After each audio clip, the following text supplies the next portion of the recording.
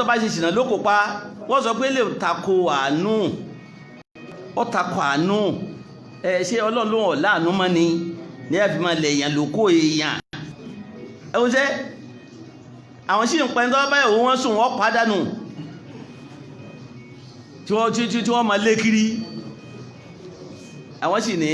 okòhùn ọ̀báramu bọ̀tì ìbọn lọ́báramu kún ó yìnbọn lórí wọ́n pa á nítorí náà ilé ní pípa àwọn òyìnbọn ní ọba àánú mu bọ̀tì wọ́n sọ lóko ó níyàwó ní o ìtí ò níyàwó Islam sọ yí pé kí ni kẹ́ẹ̀nà bílálà lásán ni o kó sì kẹ́ẹ̀sì fipá mọ́ ọdún kan àti ìtó níyàwó àti ìtí ò níyàwó àwọn wọ́n padànù ni wọ́n pa kí ni tẹ̀lé ìyàwó wọn sí inú tí a máa ń gbé wánu tàjídìdù wọn ní àlèénáyà záídà pẹ̀lú kíni alìlẹ̀ hadi bìdáwàl masọ́lẹ̀ sẹ́ẹ̀rẹ́ lè lọ́wọ́ di ní a ti fi gba ìsìláàmù lọ́pọ̀lọpọ̀ lọ́wọ́ ọ̀pọ̀lọpọ̀ tán o kíni àwọn máa sọ wọn pé maslaha ni maslaha yín là ń wà maslaha yín ni maslaha ni àǹfààní yín ni ẹ̀yin lẹ́jẹ̀rẹ́ rẹ̀ sẹ́ẹ̀ pé kọ̀sẹ̀ tí ó gba àǹfààní nǹkan tí ò ní ṣe kíni àǹfààní wọn á ti sọ àǹfààní wọn ti sọ di ṣẹ̀ríà mọ́ wọn lọ́wọ́ kódà bí ṣẹ̀ríà tí o bá tiẹ̀ sọ fún yín pé kò sáǹfààní bẹ́ẹ̀ má ṣe wọ́n ṣe o wọ́n sọ pé àǹfààní àwọn làwọn lé nígbà tí wọ́n sílẹ̀ àti wà níbi ká ṣàṣepọ̀ ẹ̀jẹ̀ ṣàṣepọ̀ pẹ̀lú wọn àtàtìbíyò má lè Yahudi ẹ̀yìn tí ìṣẹ̀lẹ̀ ní àgbáyé ní ìṣẹ̀ kan gbogbo wa náà ká ń gbọ́ gbogbo wa ká mà á má ṣe mímọ́ ṣe ń sọ ó kórí kíní ẹ̀ lọ́ọ́ máa wò ó ẹ wọ àwọn ìlú mùsùlùmí ní ìsìn tí wọ́n ti ṣe kíní bẹ́ẹ̀ nìkan bá fẹ́ sọ̀rọ̀ falasi ní ìsìn ó ti di pé tẹ́rọ́rìsì ni wọ́n sọ pé wọ́n mú ló ti jẹ́ pé gbogbo àwọn tí wọ́n sọ̀rọ̀ nípa falasi ni tí wọ́n sọ pé falasi ni ẹ má pa ọmọ ìyá mùsùlùmí mọ́ àwọn nílẹ̀ wọn ẹ lè lọ ṣe gásìbù lẹ̀ wọn ẹ jálè gbà mọ́ wọn lọ́ọ̀nì ẹ má ṣe wọ́n sọ pé ẹ mú ta ni ó mú sóò ni ó mú tí àwọn kí wọ́n mú ta ni ó mú mùsùlùmí ẹgbẹ́ wọn náà ni gbogbo ẹtí bá ti sọ bẹ́ẹ̀ wọ́n ni ẹ mú òkè nígbà tí wọ́n bá mú tí wọ́n bá pa àwọn ilé ìjẹ tán wọ́n mélé yìí tẹ̀lé wà pẹ̀lú wọn níjọ́ kan náà wọ́n wà pẹ̀yìn náà jẹ́ dáwà mọ̀sọ́líhù tẹ́ ẹ̀ mọ̀pọ́tà ní sọ tí sọ pé àǹfààní ni òun ṣe o àǹfààní ni o ṣó wọn rà àǹfààní ọ̀tá lè rà àǹfààní kó ṣe fún ọ tí ọba ní ní nǹkan kan tí ó gbà lẹ́yìn ẹ̀ ara tàjídìdù wọn nù ètè tàjídìdù pé àníká ti àṣepọ̀ ẹ gbọ́dọ̀ máa sọ pé ẹ bá wa ṣe a gbọ́dọ̀ di nǹkan kan náà àwọn sì ní kíní yẹ̀mí wọ́n ní ara tí ń bú níjọba orílẹ̀ ní Amẹ́ríkà ẹ kò sí olú àyè tí ó dé ìjọba Amẹ́ríkà tí ó ní ìbúra táwọn pè ní yẹ̀mí nù kíní ẹ lọ́ọ́ wò ó yẹ̀mí ìdùsúrí Amẹ́ríkì nìyẹn nǹkan kan ló kó ẹ̀yìn ẹ lọ gọ́gù ẹ̀ kí ní táwọn pè yẹ̀mí ìdùsúrí Amẹ́ríkì wọ́n sọ tí ó kó sábẹ́ rẹ̀ ó náà ní pé kò síjọba Amẹ́ríkà tó bá fẹ́ dórí oyè ó búra wípé Kúdùsì falasi àwọn ọmọ falasi ẹ gbalẹ̀ wọn fáwọn Júù ó gbọ́dọ̀ kún wọn lẹ́yìn ni ẹlò tó ní ọmọ ìyá wa ní àwọn kíndẹ́kà náà ti ẹ̀ràn wa lọ kọ́ lọ sí ẹ̀wọ̀n kò kú sí Múrúsí mọ́tọ̀gún bàtà bá fojú eléèrí tẹ bá rí pókó ẹ̀wọ̀n ẹni tí ó tún dánrọ̀ ìwònú yín kà sọ̀rọ̀ ẹ̀ mà dáwà hurriya ni àti masọ́lẹ̀ àǹfààní bẹ́ẹ̀ fún yín ẹ̀yin náà jọmọlúàbí àjọ máa ṣe pọ̀ kò ní sólédè kan tí ọba yín ṣe pọ̀ mọ́ ẹ mọ̀ wulẹ̀ bẹ́ẹ̀ ní àkájà bóyá àǹfààní ọ wà látọ̀dọ̀ ẹ̀ lọ́jọ́ iwájú ìyẹn wá lọ́pọ̀ ní ìsìn dàáwí yẹn lọ́pọ̀ ló kálukú wa ń sáré lẹ́yìn wọn ọ̀yà ẹ wá fẹ́mi náà túlù mi ṣe ẹ jájọ ṣe mítìn sáwọn tìtì ẹ gbalẹ̀ àwọn ọmọ ìyá wa ní káàntì náà faramọ́ ẹ fún wọn ní ìtọ́ bá kù ẹgbà àásìmọ̀ wọn kápítà wọn ẹgbà má ti àwọn Yahudi ọ̀tá ìsìláàmù àwọn oníbáyé bú Yahudi máa ó ń kálukú wá ti yọjú ní ìsìn ní pé ta ló wà pẹ̀lú wa ẹ̀tọ́ àti wà pẹ̀lú ó ń kálukú wá ń rẹ́jísà a wà pẹ̀lú yín wọ́n kọ́ bẹ̀rẹ̀ ojú ń rí o lágbàáyé o ó ń kálukú di ìsìláàmù ẹ̀mù ló kù báyìí o tàjídìdù ọ̀dọ́ tí wọ́n ti fẹ́ lò ó mo rò pé náà ní fi ká gbogbo àwọn tí ń sọ̀rọ̀ pa tàjídìdù àyè pé tàjídìdù torí pé tàjídìdù wọn ló ń kálukú gbọ́yé ní ìsìn torí wọ́n ti fẹ́ kọ́ gbalẹ̀ kọjá tàjídìdù táwà gan tí Islam pé wà ṣe o wọ́n ti jọ gbalẹ̀ kọjá là débi pé ní ìsìn ẹwọ tí wọ́n kọ́ fi bẹ̀rẹ̀ wọ́n kọ́kọ́ ní kí àwọn tí àjọṣepọ̀ tẹ́lẹ̀ táwọn àjọṣepọ̀ ká lè mọ̀ yìí pé tí máṣe wáṣẹ wọ́n ní wọ́n kọ́kọ́ ṣèbẹ̀wò orílẹ̀-èdè àwọn àpè ní mùsùlùmí wọ́n kọ́ wá bẹ́ẹ̀ bàbá kìíní ó wá gbogbo ẹ̀ ń bẹ lórí kíní kíní lọ́wọ́ tẹ́gbọ́n kálukú ń gbọ́mọ fún lórílẹ̀-èdè mùsùlùmí wọ́n gbọ́ fún ọba ń blẹ́ẹ̀ṣì ọmọ tèmi náà jọ blẹ́ẹ̀ṣì ẹ la ilaha inna lillahi ẹlẹ́ wọ́n ma gbọ́mọ ọmọ mùsùlùmí pẹ̀lú kò rí gbogbo ibi tí ń ṣe jẹ́ pé wo blẹ́ẹ̀ṣì ẹ̀ ó gbé ọ̀sàdúà fún àdúà ní ìsìn iṣẹ́ ti gbọ́n tó ṣẹlẹ̀ òun kálukú ma wá muslim no wọ́n tó ṣe muslim yes come welcome you are welcome lẹ́jọ́ mẹ́ta tí mo travel outside di Nàìjíríà nítójú mi àtúrí èṣe kéèké ọlọ́wọ́ sá ma fi sọ́rọ̀ ẹ̀sọ́ mi àtẹ̀yìn náà o tó dìde yìí wọ́n ti ń lọ wọ́n ti ń ṣe gbé ẹsẹ̀ wọn wọ́n ti tréènì ní báyà náà wọ́n kọ́ gbakọ́bọ̀ àgbáyé ní ìṣe tó pé yes káà tó tún kù náà ti ẹ́ sọ yí pé ìyàwó tó wọ́n lọ àtọmọ wọn tọmọ yarí fánlé pé ọlọ́bù pé mi lọ́wọ́ bá dádì mọ́ ń lọ tó nígbà tó bá rẹ́gbẹ́ náà tí a kọ́ gbowó ńlá fún ṣé òun náà ní yarí fún bàbá tiẹ̀ tí ó ní ẹ̀kọ́ sáàmà dá nǹkan bójú kiri kọ̀tán tàjídìdù wọn nìyẹn lára fi ní wọn kálukú la fi ní tàjídìdù àti ẹ̀fẹ́ la fi wá ọ̀ra yẹn tá a fi kò sí tàjídìdù mọ́ tàjídìdù mbẹ́ o nínú ẹ̀sìn tí a bọ̀ tí a gbọ́yé ẹ̀ yàtọ̀ sí ti ètí a gbé wá ní ìsìn lọ́fẹ́ bo tí a mọ́lẹ̀ àwa ní ká sọ́ra ká má jẹ́ wọ́n gba ẹ̀sìn lọ́wọ́ wa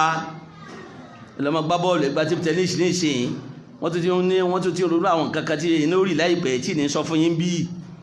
tẹ má sọ pé ẹnu mi náà lẹ ti ń gbọ́ gbogbo ẹ̀ wọ́n ti gbàgbé tó lọ wí pé wọ́n là ń tàrúdọ̀ Sheikh bàbá wa Abdul Fattah àyànsọ àyà wọ́n là ń tàrúdọ̀ àǹkàlì yahudu wọ́n là ń nasara hatta tattabi'a millatahum Qur'an yẹn ibo mi ọlọ́run yá ayọ̀lẹ́ dínà mọ́ni tuntun yóò fari kọ́ ọ́mìnà ládínà utul kitaba yarudunakum ba'da imanikum kafirin tẹ́ bá fi tẹ̀lé wọ́n sọ di kèfèrí ni ọlọ́wọ́ kayfa takfurun bó lẹ́tí fẹ́ ṣe kèfèrí wa antum tutla alaykum ayatullahi wa fikum rasulu tí a ṣe ń ka Kùránì fún yín tọ́lọ̀ ńlá nàbí sí yín ọlọ́wọ́ ma yí àtàṣìm billahi faqad hudiya ila siratin mustaqim ẹ̀tọ́ bá di tọ́lọ̀ mú olówà lójú ọ̀nà o in tó kù ní fún adé ìṣẹ́ ní o badal islamu gariban gúrùbà rẹ̀ díẹ̀ àṣà yahudu gariban kama bada fatuba ilẹ̀ gọ̀rọ̀bà ó tún ní tọ́wà dòkè ayé ẹn tó bá gbẹ́ ìsìlámù mú bí ìgbà tí èèyàn gbá kíni ogun náà mú ni ẹ tó bá gbọ́ ìsìlámù tó ní mo gbọ́ ìsìlámù fẹ́ sógun náà kàn gbá mú nìsín ogun náà ni o ẹni tí ọba tí ìdọ́dọ̀ ẹ lòkú o ẹ tí ọba tí ìdọ́dọ̀ ẹ tí ó náà kọ́lọ̀ o ọlọ́run tó sọ pé yáyọ̀ lẹ́nu la tattakhidhu bitanatan min dunikum ẹ má mẹ́lò míì bitana lẹ́ntẹ́ gbáralé min dunikum kọjá ara yín àwọn la yalunakum khabala tí wọn ò ní wọ́rí láti ṣe rísàrísá kọ́rọ̀mọ̀ nǹkan kìí sọ̀rọ̀ mi kí lọ́lọ́n sọ lẹ́yìn ẹ̀ ọlọ́run waddu ma anittum gbogbo tí ó kó nira fún yín ni wọ́n máa fẹ́ fún yín ọlọ́run qad badatil baghda'u min afwahihim ìbínú gan bẹ́lẹ́nu wọn tó ń jáde ìbínú yín gan bẹ́lẹ́nu wọn tí ń sọ nígbàtí wọ́n ń sọ eléyìí kí ló wà léyẹ̀ wa ma tukhfi suduruhum akbar ní tí ń bẹ lọ́kàn ọkọjá tí ń sọ lọ qad bayyana lakum l-ayati in kuntum ta'qilun la ilaha illallah ẹwọ̀rọ̀ ọlọ́run ni mò ń ṣàlàyé ẹwùjọ́ tó lọ́n ti sọ̀kalẹ̀ mò ń ṣàlàyé àyà mi fún ní kuntum ta'qilun tẹ́ bá ní kíni torí bá pé ẹwùjọ́ tó ti sọ̀kalẹ̀ làwà ní rárá àti gbé Kùránì nílẹ̀ agbáyà lọ́lẹ̀ ní rárá àsìkò gbáyẹ àsìkò tí ojú ò tí ìlà ní bàtáyà ń sọ̀ kalẹ̀ ní ìṣe ojú ti là ọlọ́run kò sí ìdàkẹ́ antum ulai tuhibbunahum wala yuhibbunakum Ọlọ́run lẹ́yìn ilẹ̀ fẹ́ràn wọn wọn ò fẹ́ràn yín wa tu'minuna bil kitabi kulli wa idha laqukum bẹ́ẹ̀ ni gbogbo Kùránì ẹ̀yin sí ẹgbà tí gbọ́ ẹ tún gba tiẹ̀ náà gbọ́ ẹ̀yin ò ní pọ́blẹ́mù bọ́tí àwọn wa idha laqukum tí ẹ bá pàdé yín qalu amanna wọ́n sọ pé ẹ̀sìn kan náà ní agbọ́dọ̀ fẹ́ǹdì agbọ́dọ̀ ṣe pọ̀ ní mùmínì yìí gbogbo tí ń bẹ lọ́dọ̀ yín tasuhum ó ń bi wọ́n nú ìnira ní jẹ́ fún wọn wa in tusibukum sayyi'atun yafrahu biha tí nǹkan tí ọ̀dá bá lọ kàn yín wọ́n máa dunnú. Ọlọ́ni wà ń ta sùúrù lọ nǹkan méjì lọ́wọ́ afa ṣàtọ́ọ̀nì asọ́bùrù wa taqwa wọ́n tẹ́ bá fi ṣe sùúrù tẹ́ ṣìpáyọ̀ Ọlọ́run lórí bẹ́ẹ̀ ti wà tẹ́ ẹ̀ chẹ́ǹjì ẹ̀sìn la yadurukum kaydum shay'a Ọlọ́ni ètí ń wò lé kàn yín. Bọ̀ tẹ́ ẹ̀ bá lè ṣe sùúrù tẹ́ ẹ̀ ṣìpáyọ̀ Ọlọ́run ìtumọ̀ ní pé tí ó ṣe kí ni ó àṣe sùúrù àpáyọ̀ Ọlọ́run wọ́n ti mú a lọ. ẹni pàṣẹ ti jẹ́ in táwa ń bá yín pè ní freedom kẹ́ ní òmìnira kẹ́ lè máa jáde kẹ́ máa lọ kẹ́ máa bọ̀ àwọn òní ìran kan tá a fi ń ṣe o lákòókò bá àwọn àgùntàn bá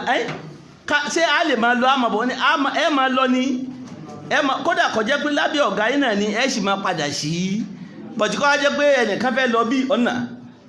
ara pẹ̀ bí igi tí ma fi ha kìíní ẹ̀ wọ́n bá ní ẹjẹ́ kí gbogbo wa wọ́n ní jàmá ilá ṣe iṣẹ́ òmìnira yìí o kí láà ṣe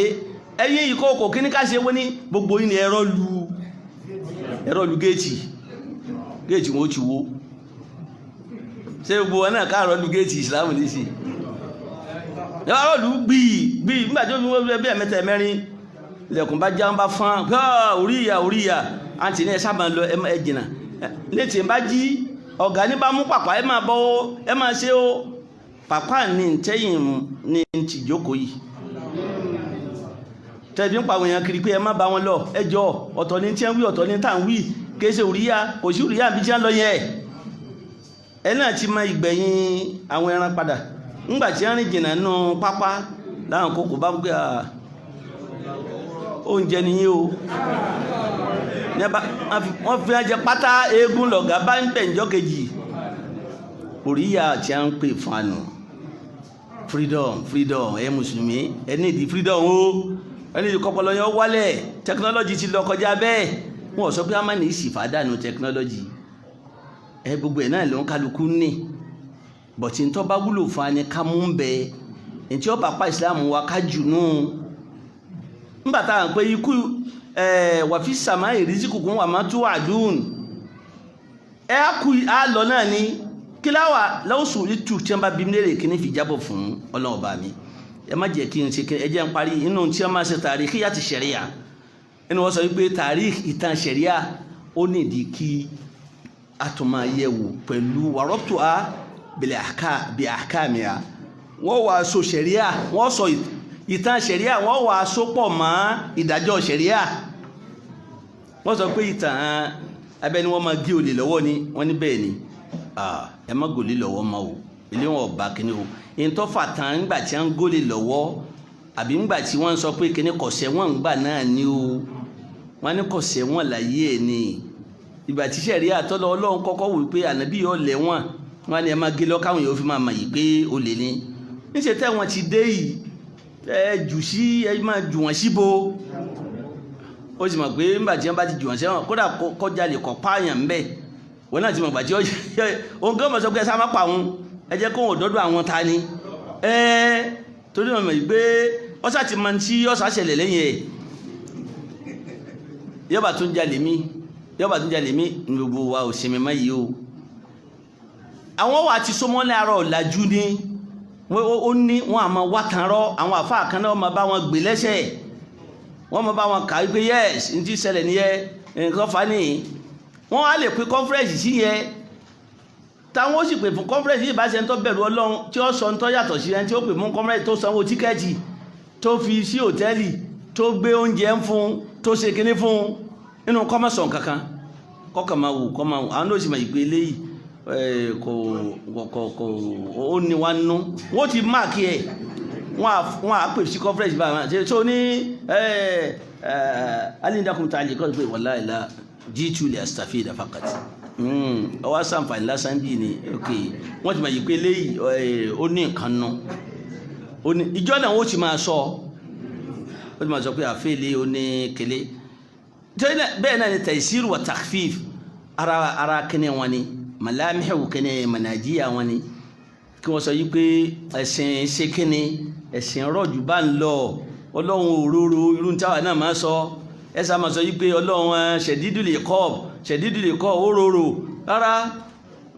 wọ́n máa sọ pé ọlọ́run òróró wọ́n máa mú àyà iná lágàfúrú rahim aláforíjì lọ́lọ́ ẹ̀ náà lẹ́ róró ọlọ́run ní wa rahmati wasi'at kulla shay àánú òun gbáyé gbogbo nǹkan ń bọ̀lẹ̀ fàánú ọlọ́run sí débi kẹ́ máa mẹ́sì kankan eléyọ̀ wọná ó ti gbàgbé pé Ọlọ́run sọ méjèèjì pọ̀ nù àyà kan ṣoṣo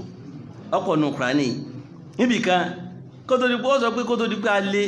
ọkọ̀ àyà ọkọ̀ lọ Ọlọ́run ní kíni i'lamu anna Allaha shadidul iqabi wa anna Allaha ghafurur rahim súrà kan nìyẹn Suratul Maida àyà 98 nìyẹn Ọlọ́run ní ẹ mọ̀ dájú pé shadidul iqabi ni shadidul iqab ó fi ṣídà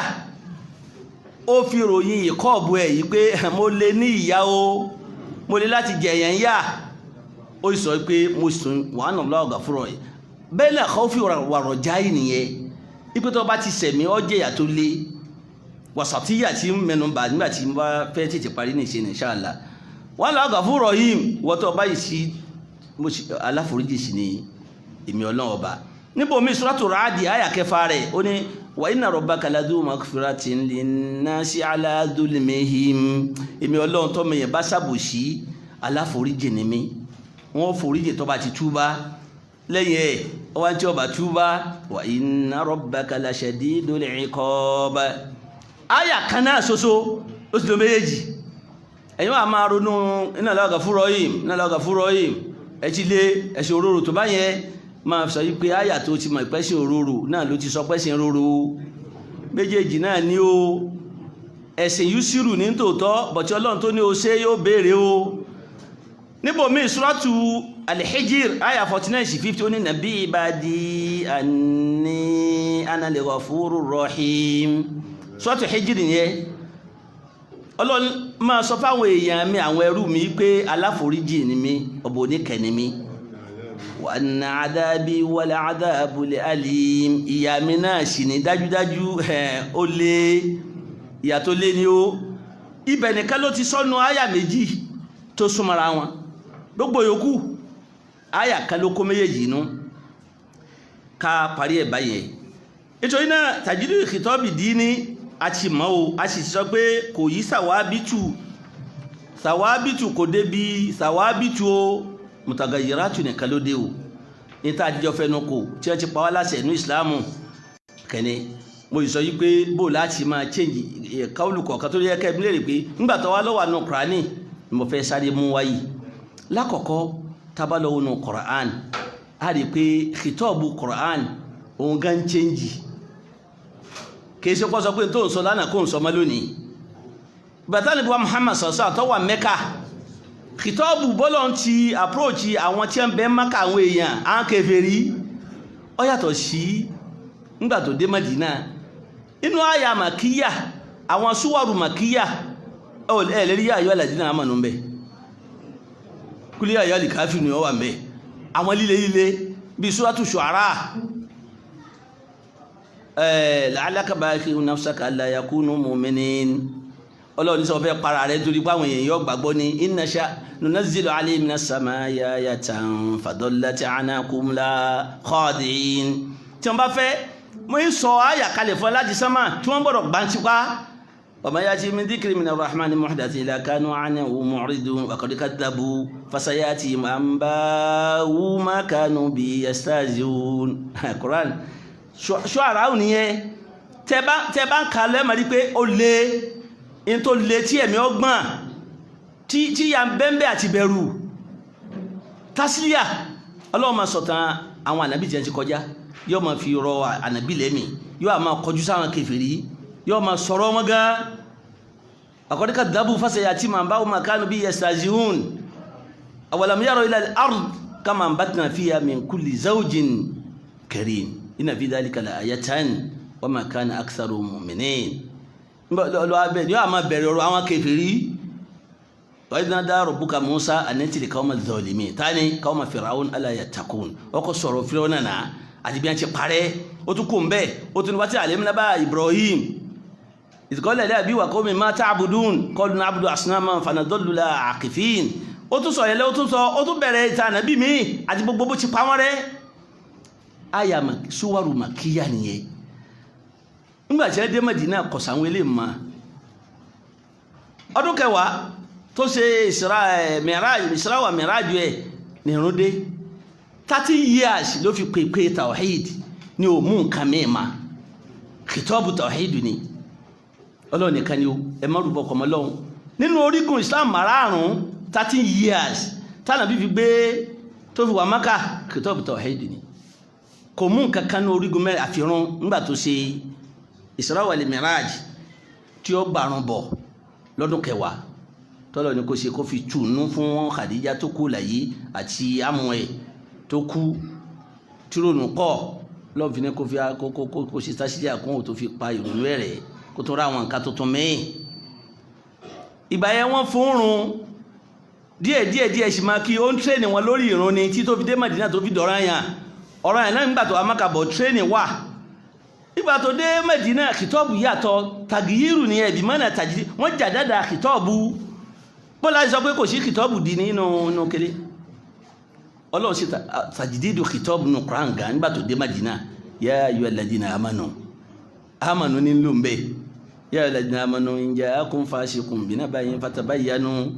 ya ayyuhal ladina amanu la tuqaddimu bayna yaday Allahi wa rasuli wattaqullaha innallaha sami'un alim gbogbo ya ayyuhal ladina amanu àwọn tí ó máa múnú wọn dùn pé wọ́n wà lìjánà tẹ́ bá ṣe báyìí lókù ó ti tẹ́ ní wọ́n Mákà ńgbàtí dé Mádínà àwọn àkàmù ṣẹlẹ̀ ẹni tó bá jalè ẹgí lọ́wọ́ ẹni tó bá ṣe ìṣìnà ẹ̀nà ẹni tó bá ṣe pé níyàwó ẹlẹ̀ ló kópa gbogbo àwọn àkàmù yẹn nígbà tó yá zakati náà dé àwẹ̀ dé Ramadan dé ẹwọ́sẹ́ gbogbo yòókù láàrin ọdún mẹ́wàá tó lò Mádínà ni kìtọ́ọ̀bù wọn ó change ó kò ní ti ṣídà ní tó lé nígbàtà wà Mákà ọbọ̀ sí kíni ọbọ̀ sí tó wálẹ̀ ó chẹ́njì tàgíyúrì ní inú àtàgíyúrì ń gbà mí a máa wábì máa na tàdárùjì ní ká máa sí díẹ̀ Ọlọ́run máa sí díẹ̀ nígbàtò ní ẹ má mú tí ẹwọ àwọn àyàtù sọ̀sọ̀kalẹ̀ kó tó dìbọ́ lọ́nà ní ríjọ́ mìíràn máa ní ṣe ìtọ́ ní fàjísànìbò kìtọ́bù yàtọ̀ síra wọn láti bìkan sí bìkan àlejò pé kìtọ́bù dínì òsì ọ̀njà dáadáa ìjẹ́dìlá ìmán ni wọ́n tún wá lọ́tún tààrẹ bá fẹ́ mọ́ yóò sọ pé ẹ̀tún ṣe báyìí ìmí ọwà nẹ́sìkù mẹ́nu ẹ̀ ìmí ọwà tọ́lọ̀ sọ pé ẹ ṣe báyìí nígbàtí yá sọ pé rárá ẹ fẹ́ ìṣì àwọn báyìí àwọn kẹ́nìkọ́ ma fẹ́ ìṣì yíyàkúnmísún ìṣúná sọ́bìnú yagilibumi àtẹ́ni wọ́n kẹ́nì èyàn mẹ́rin ni ó fèsì èyàn mẹ́rin ni ó fèsì kí ní àkúnmẹ́kọ̀ ìṣúná sọ́bí agbúnmọ́ tí èyàn ogun bá ń bẹ láàrin yín 200 ni ó fẹ́ pé ẹnìkan yóò fèsì ẹ̀mẹ́wàá tí a bá lójú ogun gbà náà nígbàtọ̀ yá Ọlọ́run al-ana khaffafa Allahu ankum wa alima anna fikum du'afa tajdidu nìyẹn mo ti ṣẹ̀dẹ̀ fún yín mo rí pé ẹlẹ́ ní ìsìn wa in kana minkum mi'atun sabiratun yaglibu mi'atayn tí èyàn ọgọ́rùn kọ́ ma fèsì èyàn mélòó èyàn ọgọ́rùn méjì òyìn kẹ́ nìkan ni ó ma èyàn méjì láti bí 10 dé èyàn méjì hásábà bí wọ́n bá ti ṣe kìtọ́ọ̀bù yẹn ń gà ó ń change fún maslaha wọn nítorí náà ìyẹn agbọ́dọ̀ mọ̀ yìí pé tàgírù kìtọ́ọ̀bù náà sí Ọlọ́run ìsún ṣe náà ni súnà kàuníyà ni wà ṣẹ̀ríyà káùnù Ọlọ́run bó ti jọ́mọ èèyàn yàtàgáyà lágbàtí ọba ti wà nọ́tfà àtọ̀lá ọkọ́ jẹ́ lẹ́yìn àdì kẹni àdì ẹ̀jẹ̀ lẹ́yìn yóò di nọ́tfà yóò di alákọ̀ yóò di ẹ̀jẹ̀ tó dì lẹ́yìn yóò di mọ́gúndúrà yóò di báṣí lẹ́yìn náà Ọlọ́run ṣe kíni yóò di eegun tọ́lọ́ ó da kíní tí ó da kẹrẹ́rán bò lẹ́yìn náà ọlọ́run ṣe dá ní ẹ̀dá tó fẹ́ kọ́ jẹ́ ọkùnrin ni obìnrin ni lẹ́yìn náà lọ́wọ́ sọ pé wọ́n bí lọ́mọ eke wọ́n bá ti bí lọ́mọ eke kò ní dàgbà díẹ̀ ó fẹ́ yìí pé súnà ọlọ́run gangan ọ wà pé ká máa ṣe nǹkan bí ó ṣe bẹ́ẹ̀ náà nàbà àwọn kíní kàwọ́níyà fi kíní àwọn tá à ń gbìn ọ̀nà ní kíní súnà ní ọba gbàgbàdo lónìí gbàdúrà yóò ṣe ẹ̀bùzẹ́rà ní ọkọ̀ ẹ̀bùzẹ́rà ní yẹ́nì ayọ́ máa díẹ̀ tí ó fi dàgbàdo tó fi máa yá díẹ̀ ní tó náà a nídìí tí n bá rí pé àwọn eléyìí bá ti ká tọ́ba bá ti fẹ́ bá wọn tí wọ́n jẹ́ ẹni tó gbàgbọ́ yé ń pa ìsìláàmù sọ̀rọ̀ ó yàtọ̀ sí bá ti bá wọn tí wọ́n ṣẹ̀ wọnú ìsìláàmù sọ̀rọ̀ á jà dáadáa kìtọ́ọ̀bù wa lọ́dọ̀ wọn á change ẹ̀sìn pé kì í ṣe pé á change ẹ̀sìn pé èyí tá à ń sọ ká sọ fún wọn but uslubu tá a fi gbé kalẹ̀ ó yàtọ̀ kìtọ́ọ̀bù wa tàjìdídù ó ṣẹlẹ̀ ń bẹ́ẹ̀ náà ni gbogbo súnà ṣẹ̀ríyà tó ni àkọ́ídù àkídà ọlọ́run ó ma bí kíní àsúlù akhlaq gbogbo ẹ̀ àmàrí gẹ́gẹ́ bá ti sọ ní suratu Makki tẹ́lẹ̀ ló fi dọ̀rọ̀ yẹn fún dáyà sábàbí tí wọ́n fi gbè péjú ẹ̀ ẹni tí ọba máa pèpè yóò máa kìtọ́ọ̀bù kọ̀ọ̀kan tó bá bí kọ̀ọ̀kan mú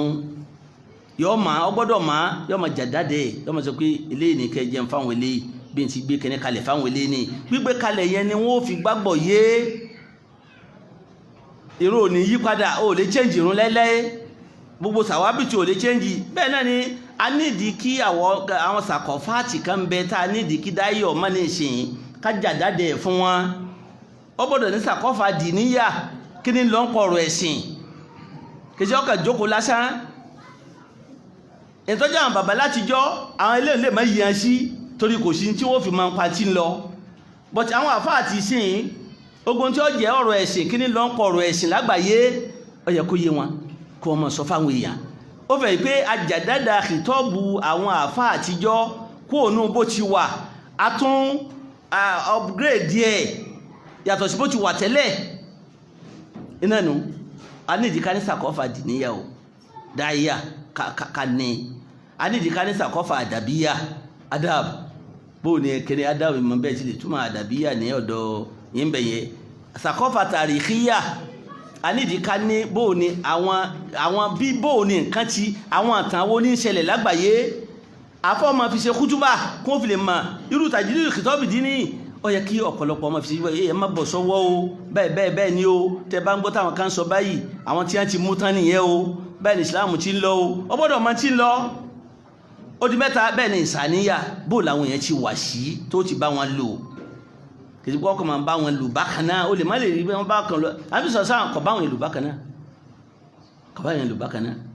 ya Aisha lawla anna qawmaki hadithu ahadi bil Islam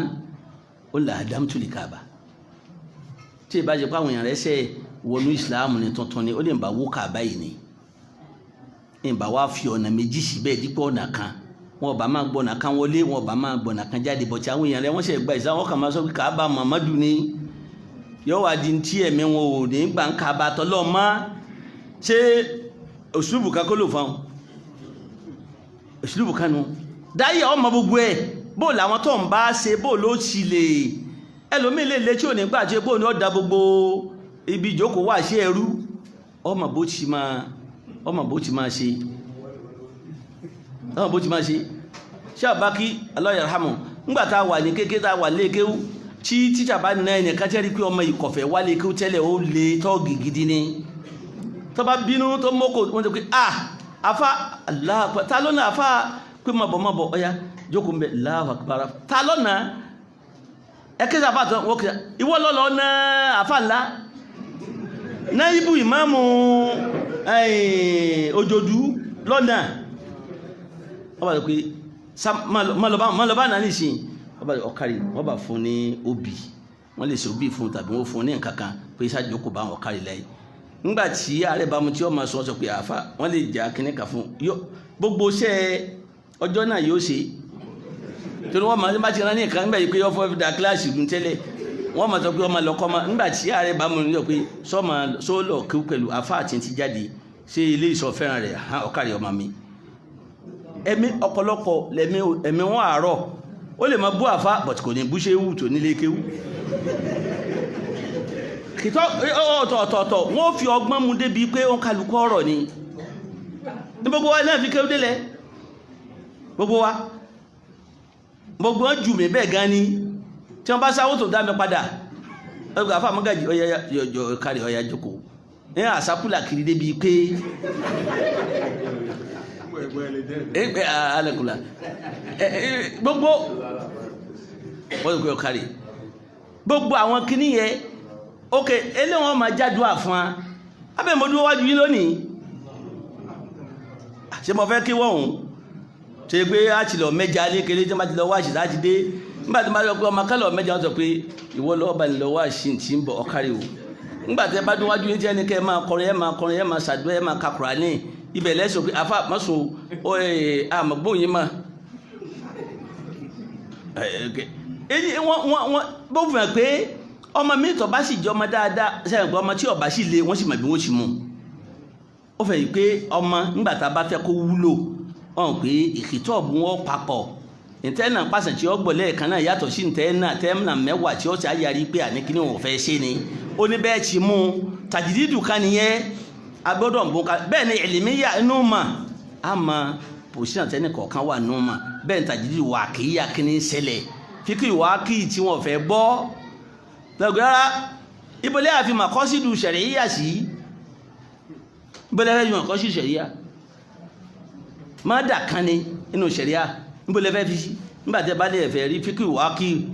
tí ìṣẹ̀lẹ̀ ẹ̀fẹ̀ rí tó a sọ yí pé tó ayé pé gáríbò western tó ayé pé wọ́n fẹ́ kìtọ́bù dínà kìtọ́bù tí wọ́n fẹ́ lọ́dọ̀ wa ní ti ìsọ́bù ẹ̀sìn tó fi jẹ́ yí pé a fi yí ìsìláàmù wá padà ìsìláàmù tí àwọn fẹ́ ká máa sọ ń tiẹ̀ islam tó yẹ pé wọ́n máa pa wá láṣẹ a máa tẹ̀lé jẹ́ máa pa á sọ yìí pé a ní ìdí kìtọ́ọ̀bù yín o kìtọ́ọ̀bù dínì yín a ní ìdí ẹ̀ tó bá jẹ́ pé tí wọ́n fẹ́ ni kìtọ́ọ̀bù tí wọ́n fẹ́ ká máa ṣe tí wọ́n pẹ̀lú tàjídìdù dínì ká pa nǹkan àwọn àyà kan rẹ́nu Quran ìtọ́sọ̀ ń pa àwọn Yahudi bó náà ti ṣe ìjàmbá ànábì wa Muhammad sàṣà pé ẹ má sọmọ́ ó múnú bá wọn kan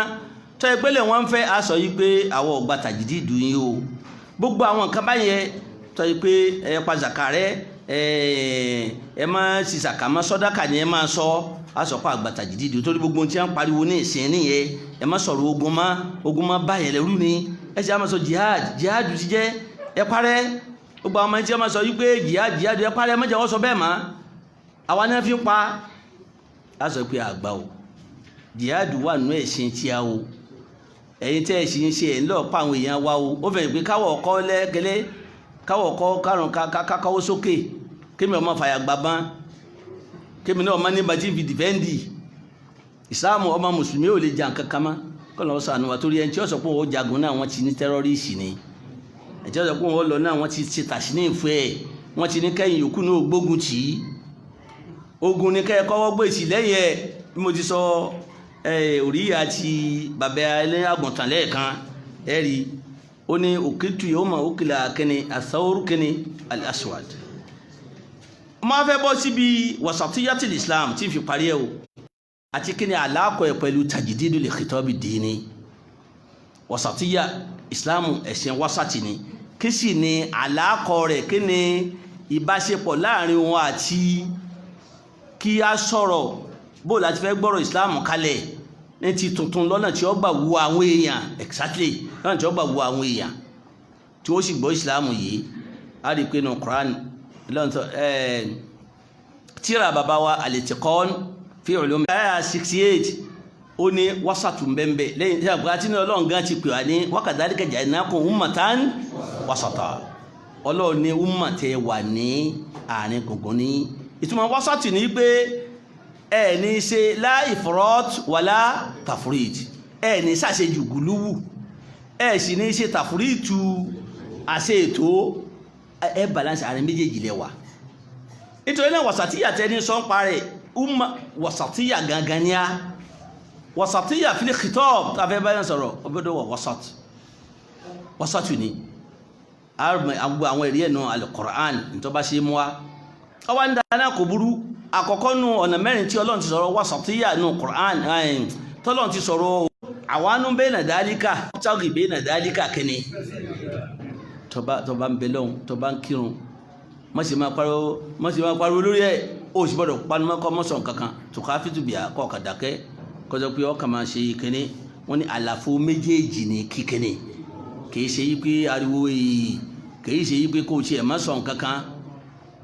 kọ́ dákẹ́ ara wọ́n bá pé ọ máa sọ̀rọ̀ ṣùgbọ́n kò ní ṣe kíní ẹlẹ́ẹ̀kẹta oníṣúrátù Ísírárì náà ni kọ́ lọ wo ibi tọ́lọ́ ti sọ yí pé àyà 29 tọ́lọ́ pé wàlá tajali yadaka maglulata ila unukika wàlá tabsutuha kullal basti fatakuda maluma mahsura wọ́n bá fẹ́ náwó inú ìnáwó nù wasatu fil infaq nìyẹn tó bá fẹ́ náwó Kùránì ti wasatu lọ wà ẹlẹ́ẹ̀kẹrin suratu Furqan ìtọ́lọ́kọ̀ alladhina idha anfaqu lam yusrifu wa lam yaqturu wa kana bayna dhalika qawaman ìkẹrin nìyẹn ó ní mẹ́rin bó ti ẹ̀jẹ̀ kó ju mẹ́rin lọ inú súnà nàbàwíyà súnà Ànábì wa Muhammad sàṣà wasatiyya bẹ́ẹ̀ umma wasatu ni wa màá ní wasatiyya inú súnà ọ̀pọ̀ òtí tí máa sọ ní alikọ́sídù kọ́sídù ni ó lè mọ́ wà bí máa na wasatu gàgà pa alikọ́sídù yí pé àárín gbogbo ní kí ẹ wá o bẹ́ẹ̀ náà ni wasatiyya yẹ ní táwọn ànábì Ọlọ́run tí wọ́n ti kọjá ti mú wá walaqad arsalna rusulana bil bayyinati wa anzalna ma'ahumul kitaba wal mizana liyaquma an-nasu bil qist kó lè wà wasatu kristi mọ́nà wasatu nìyẹn Suratul Hadid ayat 25 nìyẹn nítorí náà tàbá fẹ́ ma mú wasatiyya ma fi ṣe parí ẹ̀ torí communicate náà bàbá wọ́sọ̀ lákọ̀ọ́kọ́ wasatiyya fil i'tiqad wasatiyya fẹ́ kájẹ́ ghayril maghdubi alayhim wala umma islamiyya wasatu ni Ànábì Isa alayhi salam umma wasatiyya ọgbà pa nàbí Ọlọ́run kọ̀sọ́ bá àwọn Yahudi ti pè ní ọmọ zina ó sì gbà pé kìí sọ lọ́hun kọ̀sọ́ bá wọn Nasara ti ní kíní tí ẹ lọ́lọ́ ni wasatu la wà ànábì Ọlọ́run ni kìí ṣe kíní kìí sọ lọ́hun bá wọn fọ̀rọ̀ ẹ̀sìn jómi tó rọrọ̀ Ọlọ́run illa billati ya ahsan ó ní wala tujadil náháyù nìyẹn ọ gbọ́dọ̀ bá wọn sọ àfi tó ṣe kíní ó sọ pé kèfèrí ẹ̀yẹ kíní yìí ara tó yún tà náà bàjẹ́ ó fà wọn mọ́ra ọ bá wọn ṣe wasatu ẹnì kò ní wá dé pé àbí kébèrè lọ́dọ̀ kèsè kọ́kọ́ pè hàn kébèrè náà sọ́fẹ́ wọn lọ́n gbọ́ wasatiyya nìyẹn ọ̀tọ̀ 20 èsè mùsùlùmí ganu tá a bá fẹ́ kátọ́ bá wọn khitabu dini yọ yàtọ̀ sí ẹni tó jẹ́ mùsùlùmí tó bá fẹ́ sọ fún wasatiyya fi dáwà nìyẹn kátó wá sọ pé ẹni tí ọlọ́ni kó tó wá gbòye kẹ́tó jẹ́ kí ní sọ pé eléyìí kèfèrí ní kéde ní àrà illa billati ya ahsan ilẹ̀ lẹ́dínà dọ́là mú mi ní torí o lè fi mú mi pé ọ̀káyà tán ọlọ́yìn tó bá sàbòsí inú wọn nìkan ní kò yíjú padà sí fẹ́ ma bá nàbí ọfẹ́ ma ṣe wá sọ pé wá síbẹ̀síbẹ̀ ò ní bú ọlọ́wà qulu amanna bima unzila ilayna wa unzila ilaykum subhanallah ọlọ́ni wá sọ fún yí pé amanna bima unzila ilayna ẹjá bá fẹ́ dìbẹ́tì ẹjá kọ́ gbọ́ra wáyé níbi tí àjọfẹ́nu kò sí àmọ́ pé inú fíkíù inú ṣẹ̀ríà ní tàhírù kíni mahali niza kájọ kílẹ̀ akọ́kọ́ fẹ́ gbọ́ra wáyé tàhírù mahali niza mọ́ kọ́kọ́ sí nígbà táwọn ìkìtọ́ọ̀bù náà kákọ́kọ́ mọ ìkìtọ́ọ̀bù dí ní kílẹ̀ afẹ́nu kò sí náà kátó wá máa yàsọ́tọ̀ tó bá fẹ́ bá wọn kíní gangan ṣe ọfẹ́ wọn ṣe kíní ní amanna bima unzila ilayna kọ́ sọ yí pé amanna bima unzila ilayna àgbà ntọ́lọ́ bá sọ̀kalẹ̀ fún wa àgbàgbọ́ wà ń sílá ìlékún àṣìgbà ntọ́lọ́ ń sọ̀kalẹ̀ fún yín wa sọ pé mi wọ́n kọ́rọ̀ wípé àwa bílífù pọ́lọ̀ lọ́rọ̀ ànábì wa mọ́ sàṣà nìṣẹ́ o àìsùn bílífù wípé ànábì Ìsá Ọlọ́run ló ránṣẹ́ ẹ kọ́kọ́ gbọ́ra yín ní mabda'u nìkọ́ṣìnà Ọlọ́run sì parí ọ̀sọ̀ pé ẹ tún sọ fún wa pé wa ilahuna wa ilahukum wahidun wa nahnu lahu muslimun Ọlọ́run wa ọ̀kan sí ẹlòmíì kìí ṣèṣù lọ́dẹ́yìn Ọlọ́run ló dá yín Ọlọ́run ló dá wa náà wa nahnu lahu muslimun àṣìgbọ́ Ọlọ́run gbọ́n tí a kátó wá bẹ̀rẹ̀ ń ta sọ tó bá sí lóhun ọgbọ́ Ọlọ́run ẹ filẹ̀ lẹ́yìn náà dọ́là mọ́ nìyẹn ẹ̀ pé gbogbo táàfi jọ ọmọ kínní Ọlọ́run ti kọ́kọ́ sọ ìgbà tọ́lọ́run fẹ́ rán Ànábì sàṣà wasatiyya àti kọ́ ọmọ bí ẹni fìdíkìtọ́ ṣe Imran ìṣẹ́wà ìpé ìtẹ́ ẹ̀rọ mi mo ti ń ṣe kíní kẹlì sọ fún mi o kí tètè yára ṣe bàbá ọ̀dà ọtí alẹ́kùnlá mo ti gbọ́ yé khitab tó tọ́ bá yẹ kò sí wásàtù nù khitab alẹ́bàá sọ̀sá ọkọ̀ Mu'adh nígbà tọ́rọ Yamani bó ló ti fẹ́ sí dáwà ọ̀dọ̀ pé bá ti débẹ̀ má bá jà ní pé bọ́dọ̀ gba Islam ó ní kọ́kọ́ tó ọba innaka ta'ti qawman ahla kitabin ọ bá wọn kan pàdé o à ń tó jẹ́ pé Ọlọ́run fa ń tíra o àná ní tíra bá wà náà ti ní o èyí tí ó bá wọn tó awọ́lù máa tàdé wọn mèlé yìí ń tọ́wọ̀ kọ́ pé wọ́n sí ṣáàtù aláìláìlá kọ́ sọ pé kọ̀kọ́kọ́ sọ bá kan àfọlọ́hun wa anna Muhammad rasulullah àti pé mi òjíṣẹ́ mi eléyìí ni ọkọ̀ máa bá wọn sọ yìí pé òjíṣẹ́ ni olórakẹ́yìn kíní kan ìbẹ́ yìí fàyín mọ́ àtọ̀ ọ̀run ká tí wọ́n bá ti tẹ̀lé ọ́ ń bì yẹn ọ wà sẹ́ pé gbé gírèdì mi ni ọ wà sẹ́ ọ̀mí fa'alimu ọ wà jẹ́ wọn mọ̀ yìí pé anna Allah qad iftarada alayhim kíni 5 salawati fi kulli yawmin wa layla ọ wà kùnrùn tàwídì lọ́wọ́ kọ́ bá wọn sọ kéde ọkà kó gbé ẹ gbọ́dọ̀ gbọ́lọ́ngbọ́ àtànàbí ẹ sì máa kírun ẹ máa yọ zaka tàwídì ní ọkọ̀ bá jẹ́ wọ́n gbọ́ tàwídì yìí lẹ́yìn bàjẹ́ bá gbọ́ àṣẹ bọ́ ọ̀dá àṣẹ à ń pè Ìsá ọlọ́run àṣẹ ọ̀dá nígbàjẹ́ ọwá tó kú ẹ̀wẹ̀ o ọlọ́run wá ní kẹ́ máa kírun lẹ́yìn náà tí ó bá tún gbélé yìí kó tún sọ kẹta fún wa ó sọ pé wo o lè rí olówó ń bẹ̀ kó wá sọ pé nígbà tó débi zaka ó tún kọ lẹ́kọ̀ọ́ bó ló ti bá wọn sọ ọ̀tákì dáwátàlì ó ní kó sọ́ra fún nàfáìsà àmúwálì má gbà ń tọ́ bá ní agbára ní owó wọn o má tójú bó owó wọn tó jẹ́ tí wọ́n fi ń so gangan o tó bá fẹ́ gba zakatu wọn o kọ́ máa jẹ́ pé wọ́n sọ pé àlíyá ṣe lè lọ ámú lọ bí àbá tó mú tan tí ẹnìkan sọ fún pé kí ni káwọ̀ wá jà wátá ní súná gan ìtẹ́ran odidi ló ti gbé lọ ìwọ àfá kí lẹ́bi ṣe o tún má pa èmi tí àwọn àlejò tí a ń bọ̀ kí ni kó mú olóhùn lágbára ju ẹran kan sóun fẹ́ pa lọ àfá ẹjẹ́ kún ó gé fún inú tán ni kẹ́ ẹ máa mú lọ ẹ bá ní kó yòókù lẹ̀ irú tí àlùmísọ̀sọ́ tó sọ mọ́ àánú má mú owó wọn tó bá wọn ò ní fẹ́ yọ zàkàmọ́ o ṣe àpẹ́ ọkọ níbi bí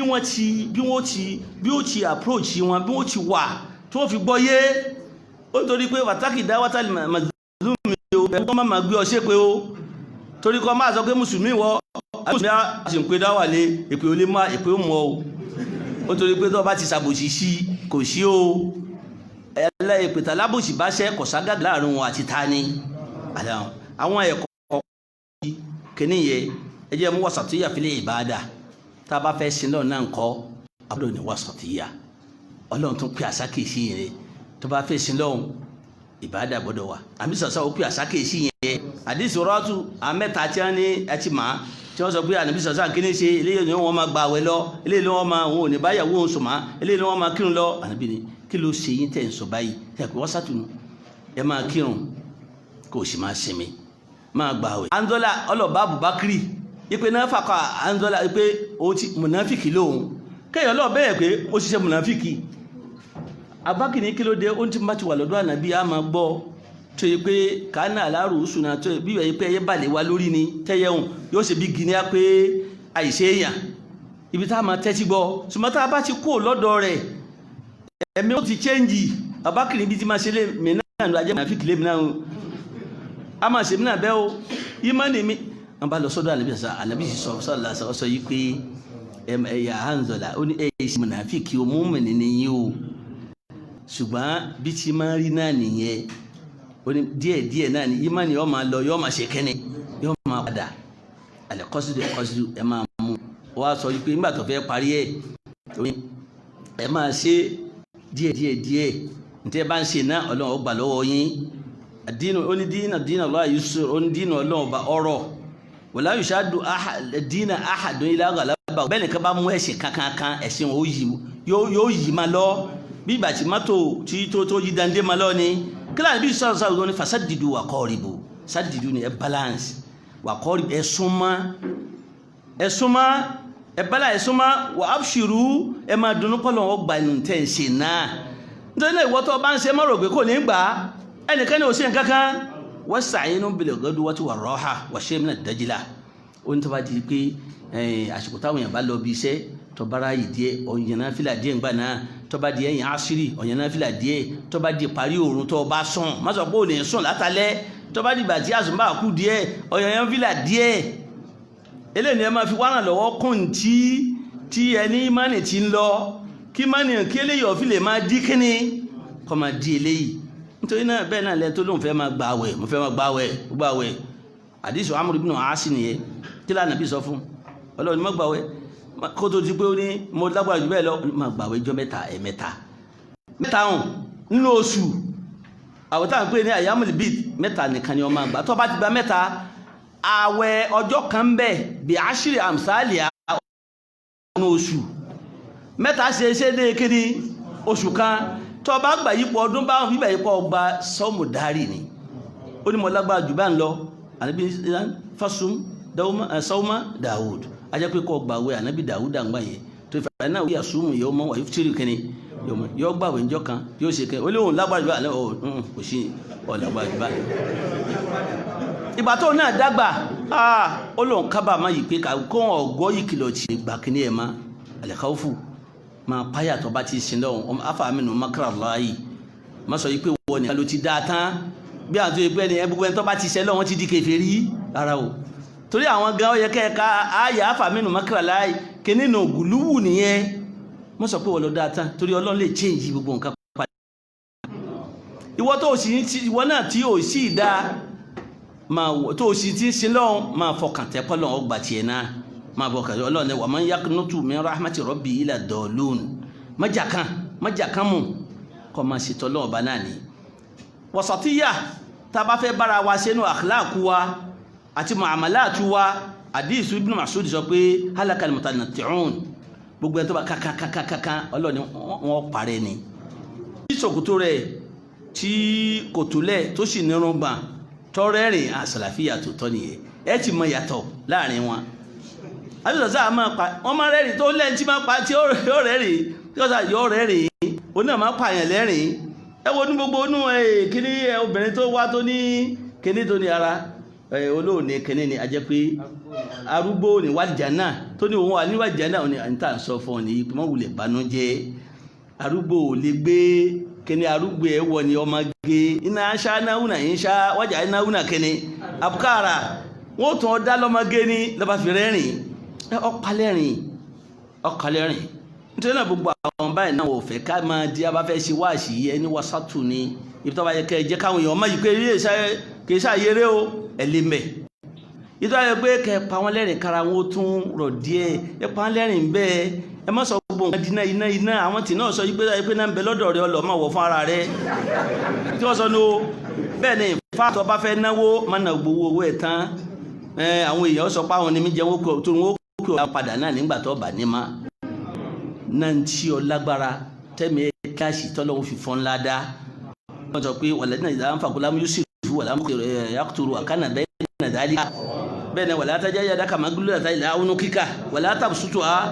kó sọ pé bóun tí mo nínà ni ẹ máa kó lọ o fàtàkùdà màlúmọ́ ọ́ jẹ́ ti bú màṣúra ìwọ náà ọ́ kábàámà wasatiya fi dawa ila Allah bisaidu ila sabil rabbika bil hikmati wal maw'izati al-hasan wada ata wasatiya baba fi istifa'il qisas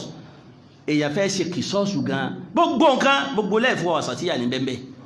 ẹ tó bá fẹ́ pààyàn ọ̀pá èyàn wọ́n wá fẹ́ ní kí ẹ tó ọ̀pá èyàn rẹ̀ wọ́n funda ipe ko wọ́n ṣe qisas fún ó sì ní wọ́n lọ fẹ́ pa fún ara rẹ̀ Islam sharia fi o le tó bá ti pa sọ́rọ̀ ẹni wọ́n fẹ́ lómi oníwò nìkan Ọlọ́run sọ yìí pé má ṣe kí ni wà máa ń kùdílà làwú mazluman wà máa ń kùdílà làwú mazluman wàkọ́jà aláwàlì yìí sultana fala yusrif fil qatl má kọ́kọ́ sàládà lórí kó tó bẹ́ẹ̀ kí ara o pa nípa tí ọ̀rọ̀ yáha rẹ̀ ni wásátùnù ó ti mú ìbínú pé ọ̀pá àyàn rẹ̀ lọ but kì í ṣe pé kọ́ wá sò náà di musla kò fi sa lórí ọmọ sákìrì ara o wàlá yóò sírì fil qatl ó ìṣẹ́lẹ̀ pé ńgbà tó pa ẹnìkan ẹ pa méjì di ara o wasatiyya ni hatta fil qatl hatta fil mishya tẹ́ a bá rìn lọ gan Ọlọ́run náà ní kíni ẹ ṣe wasatu ìrìn gan táàrin wasatiyya ni kí lọ́lọ́ Ọlọ́run waqsid fi mashi wasatiyya ni ó ṣe inú rìn rẹ̀ ọ̀rá máa rìn bọ́lọ́n ti dá ọ má ṣe kíní gbà ọ̀fẹ́ ọlọ́wọ́ lè lulẹ̀ nẹ́ka lantabulugalẹ̀ látàkùkalẹ̀ ardọ̀ wà lantabulugalẹ̀ jìbálà túlá kúlù dálíkà kánà sẹ̀yí òwe ń dàrọ̀ bí ká ọlọ́run ní òun kórìíra gbogbo ẹ̀ tó bá fẹ́ rìn bọ́lọ́run ti dọ́ márìnrìn gígìgì ọlọ́run ló lè lulẹ̀ má sì máa rìn báyìí ọmọ gòkè báyìí ọlọ́run ló lè gòkè ní tí o ṣe wọ́sàtù níbi ṣíṣíà rẹ̀ ramárin wọ́gbù tó bá sì fẹ́ sọ̀rọ̀ ńkọ́ wọ́gbù main sọ̀tìkà wọ́sàtìyà nù tó bá tó fẹ́ báyàn sọ̀rọ̀ wọn ni kọ́ wọ́sàtì kọ́ bá wọn sọ̀rọ̀ tí wọn ò fi ní máa jágbe má wọn ní ìparí àtà wọ́sàtìyà fi màtáìlì àyàtì dúníyà eléèlò àkàn àpọ̀ ohun tí ń fi parí ẹ̀ lógo ọlọ́ píparí tẹ́lẹ̀ yìí parí pé mo parí ẹ̀ ní tòótọ́ ni màtáìlì àyàtì dúníyà bọ́bá fẹ́ gbádùn mọ́sọ̀pọ̀ lọ jáde nígbà tó dé lòun kó àwọn kìíní dànù ìsìláàmù kọ̀ọ̀rán ọlẹ́lẹ́wọ̀n o wọ́pútàgì tọ́lọ̀ sọ suratu Qasas ọlọ́ni wọ́pútàgì fi ma ataka Allahu daral akhirah gbogbo tí ọlọ́run ní kí gbogbo tọ́lọ̀ ṣe ọmọ fi wá màtíyà lil akhirah mazira lil akhirah ma fi wá tẹ̀gùn lọ sí al-qiyamah ni ṣùgbọ́n o tó ń ti bẹ́ẹ̀ wala tansa nasibaka minad dunya kó mú ayé kó lò ó káwọn ìyàwó rẹ̀ bọ́ kí wọ́n ṣe ní wọ́n tọ́jú ẹ kó ra mọ́tò tó dá o fi gbé wọn tọba ń bà wà ti sọ pé mọ́tò tó lọ́rọ̀ kíní ó rí kè ìlówó lọ ni o ẹn tí ń ṣe zúdù ń bẹ bọ̀tí ẹn tó lówó lọ ni zúdù ń bá wí wọn ọ̀bá tálákà wí bí zúdù o torí tálákà náà gangan tẹ́lẹ̀ kò kúkú ní o ẹn tó lówó ni ẹ sọ yí pé hàn máa fowó ẹ máa ná tọ́ nà láyé ń bẹ wa ahsin kama ahsana Allah alayk ọlọ́run sọ ya bani Adam kò zú wọ́n fẹ́ mú mi ọlọ́ni wàkúlú wà kíní wàlá tusrifu kódà ń bí àdúrà gan wasatiyya bẹ̀bẹ̀ Rabbana atina fid dunya kíní wa fil akhirati kíní wa qina adhaban nar ní ìparí bàbá wa kíní bòkí o ẹ ṣe sùúrù lọ́rọ̀ yín kàn tọ́lọ̀ ń bá ti ní kíkọ́ máa dá nǹkan ọ̀pọ̀ o wallahi law sahaba al-insanu Jibrila فكيف إن قيل فينا بعض ما قيل. السلام عليكم ورحمة الله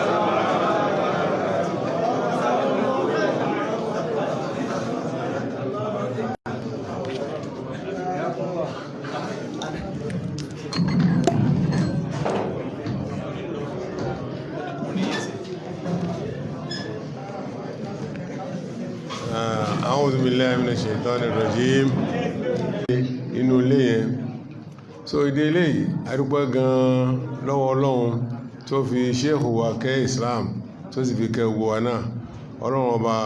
yóò lọ́rọ̀ ẹ̀mí yín o yóò jẹ́ kó rẹ̀ yóò máa pọ̀ sí ní àṣàhí tẹ́ ní Ọlọ́run ọba yóò jẹ́ kí yóò máa lékún sí so alhamdulillah wọn ò lè mọ́ ní tí wọ́n sọ parí wọn pé wọn ò lè mọ́ sọ kó sọ àwọn ènìyàn bó ti jẹ́ pé Sheikh wa Abdulmajid Eleha Imran Abdulmajid Eleha kò dẹ́dí sí ọ̀rọ̀ tí wọ́n ń sọ yẹn rẹ̀ lọ́rọ̀ yẹn ń bá wí tí wọ́n pẹ́tà lákàlà wa wò ní nǹkankan rẹ̀ lọ́rọ̀ yẹn ń bá wí pé wá sí wò ẹ̀kọ́ máa béèrè àkáǹtì ẹ̀ máa sọ sí so a máa fún yín lákáǹtì ẹ̀ máa sọ ṣàkà yín sí lọ́dọọdún ní kéṣe oṣooṣù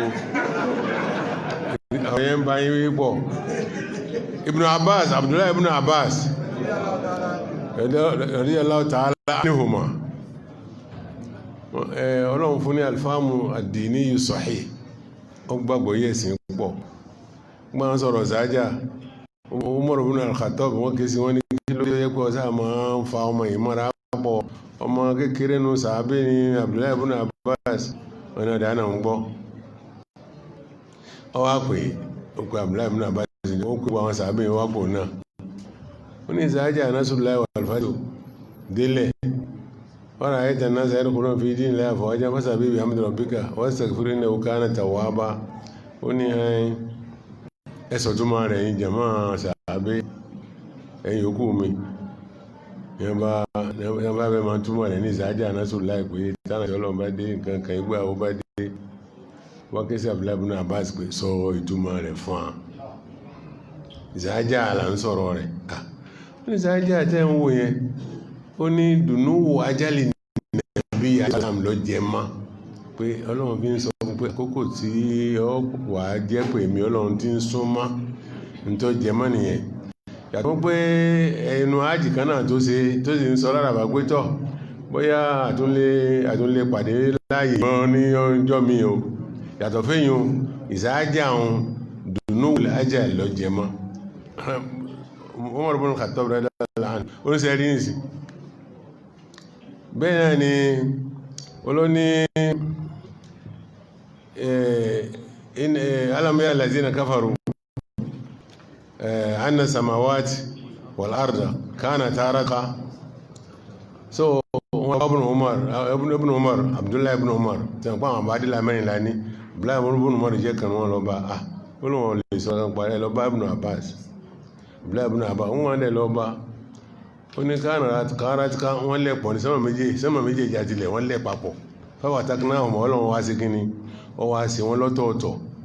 yẹn ní pé takináhùn mọ́ ó ní ìtumọ̀ rẹ̀ nìyẹn sáwọn yẹn wá sọ pé nítorí pé ti rí màláíkà Jibril lẹ́ẹ̀mejì ala suratihi al-haqiqiyya ń lọ fa kí ìmọ̀ rẹ̀ ọ̀pọ̀ tó bá wọn ṣé bẹ̀yẹn wá ni ọlọ́run ló mọ̀ fún ní ilẹ̀ hàmù kéésì torí eléyìn ọ̀rọ̀ tí ń bá yín sọ mo tó ń rìpíìtì wọn ìrẹ́ tó wò mí tó jókòó tì mí ọ̀rọ̀ yẹn ọba wa wí rẹ lọ bá wí o tí kẹ́ náà bá wá dé má gbàgbé àwọn mẹ̀kúnnù gbogbo àwọn mẹ̀kúnnù má gbàgbé wọn má gbàgbé gbogbo àwọn tẹ́tí jọ ń bá bọ̀ ọlọ́run bá yóò jẹ́ kí ìkẹ́ náà máa pọ̀ sí àwọn Sheikh wa Dr. Sirajuddin Bilal Al-Asra wọ́n ti bá wa sọ̀rọ̀ tó pọ̀ wọ́n sì translate khitabu tajdid dini tajdid al-khitabu dini wọ́n translate fún asíkíní sí al-asalib allati tataghayyar gbogbo àwọn ọ̀nà tá a máa gbà sí dáwà tí ó máa yí padà tí ó máa ṣàìtá yí padà ó máa dé bá gbogbo ìtẹ́dẹ̀ sọ ń pa khisisatul ad-da'wa wọ́n dẹ̀ mọ́ kuntum khayra ummatin ukhrijat lin-nas wọ́n mú wa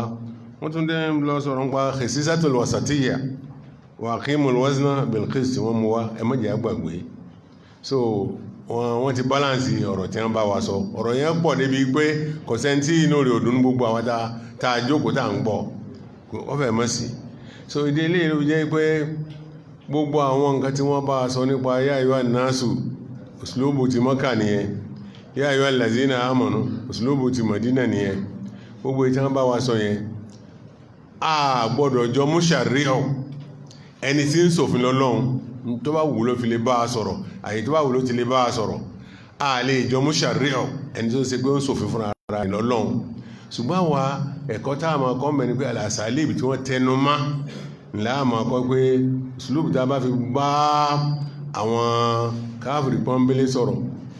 àwọn sùlùbù ó yàtọ̀ fún sùlùbù tá a fi bá àwọn tó yẹ pé mùsùlùmí ọlọ́bẹ̀ yọ̀ ni wọ́n ó yàtọ̀ sí sùlùbù tá a fi bá wọn sọ̀rọ̀ lẹ́yìn náà ni pé gbogbo àwọn tí wọ́n bá jẹ́ musakafun tí wọ́n jẹ́ pé ẹlẹ́kọ̀ọ́ ni ọlọ́làjú ni wọ́n sùlùbù tá a bá lò fún wọn ó lè yàtọ̀ fún sùlùbù tá a lò fún àwọn tó jẹ́ pé bóyá aró oko ni wọ́n àti bẹ́ẹ̀ lọ ní àwọn àsàlìb tí wọ́n mú wá tó sì pọ̀ rẹpẹtẹ àpèjúwe wọn sàtíyà tí wọ́n mú wá tó pọ̀ rẹpẹtẹ gbogbo àwọn nǹkan tí wọ́n bá wa sọ yìí ó ti dígbèsí ayé wa kọ́lọ́mọ bá kójọ kó jẹ́ kó wúlò fún wa so a kí wọn púpọ̀ wọ́n bá wa sọ ìtí ń jẹ́ ògidì ọ̀rọ̀ so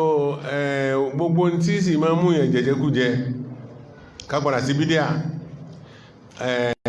àti tí máa mú yàn tayọ ààlà tí kìí jẹ́ kéèyàn ó dúró déédé bí àwọn èèyàn wá sí pé ń kọ́ ẹ̀kọ́ sí fún wọn ọ̀nà méjì ni wọ́n ẹ̀kọ́ òsì wọn ní kọ́ lè kàdá dí kóríyá kan kásánì wọn máa fi tẹ̀síbà kọ́nù káàkiri ayé so ẹ má jẹ́ ká fọ́lò wọn bí òsì pé ká ní wọ́n lọ kẹ́kọ̀ọ́ sí àwọn tó lè yẹ pé wọn lẹ́kọ̀ọ́ èèyàn ni wọ́n ń pa tí wọ́n wá ń ta ẹ̀yà ara èèyàn tí wọ́n fi ń sowó tí wọ́n lọ ó ṣẹlẹ̀ ní ìlú ńlá ìlú Ìwó láìpẹ́ jẹ́ pé àbí àwọn èèyàn ń bínú dé àwọn tí wọ́n kọ́ rí mú wọn sùn wọn náà ni kódà aboyún bẹ́nu wọn sùn wọn náà ni bẹ́ẹ̀ náà wọ́n sọ àwọn èèyàn náà ní láàrin kò tí ò tí ju jọ mẹ́jọ sí bí ìjẹjọ lọ sí sóní wọ́n sọ àwọn èèyàn náà tó bí mẹ́ta ní Ìbàdàn mẹ́rin eléyìí ń ṣẹlẹ̀ kí ló fà tó fi jẹ́ pé ènìyàn gẹ́gẹ́ bí rẹ ìwọ ọ̀fẹ́ kẹ́mi tí ọ bọ́ ọmọ lọ mú ẹ̀dábì rẹ ọmọ apá ọmọ àmà ta ẹ̀yà ara rẹ̀ kí ló fà á káti ẹ̀wà lọ́bá jẹ́ pé ìdájọ́ ọkọ̀ okú náà bá ní